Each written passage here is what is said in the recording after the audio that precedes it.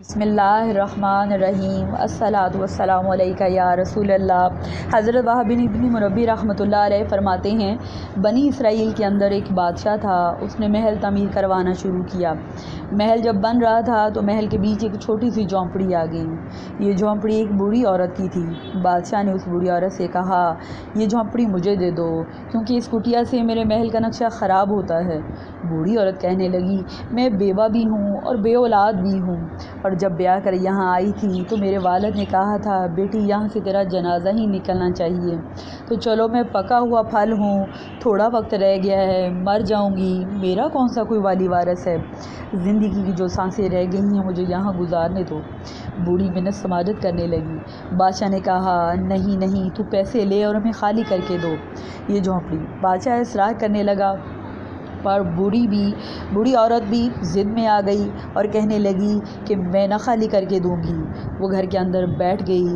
یوں سمجھ لیجئے بلڈوزر تیار کر کے چھپا دیے گئے، 4-5 سپاہی کھڑے کر دیے گئے کہ جو بوڑھی عورت جیسے ہی گھر سے نکلے اس کا گھر گرا دو اور 4-5 پنسری اکٹھے لگاؤ اور دیوار بنا دو۔ اس طرح ہوتے ہیں قبضے۔ بوڑھی کچھ دیر تو چمٹی رہی گھر کے ساتھ، مگر نکلنا تو تھا ہی۔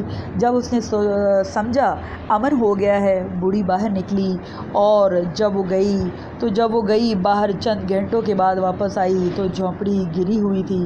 گھر کی چھت کے تنکے ہواؤں کے ساتھ بکھرے ہوئے تھے۔ نیا مکان بن گیا۔ وہب بن منبی رحمۃ اللہ فرماتے ہیں، اس بی بی نے جو دعا مانگی، عرش فرش ہلنے لگے، زمین کانپنے لگی۔ اس بی بی کے لفظ یہ تھے، کہنے لگی، اے اللہ، میں تو موجود نہیں تھی، بتا تو کہاں تھا؟ اللہ، میں تو نہیں تھی۔ زینب کی اماں پوچھتی ہے، تو کہاں تھا؟ عرش کا مالک کہنے لگا، میں ہلا دوں گا۔ میں ان علماء، مشائخ اور ارباب اقتدار کو دیکھ رہا تھا، اور دیکھ لینے دو کہ میری ڈھیل ہے۔ اور اللہ تعالیٰ نے فرمایا، جبریل دوڑ کے جا، دوڑ اور پلٹ دے اس بستی کو اور تباہ کر دے ان لوگوں کو جو ظلم پر چپ رہتے ہیں، انہیں تباہ کر دو۔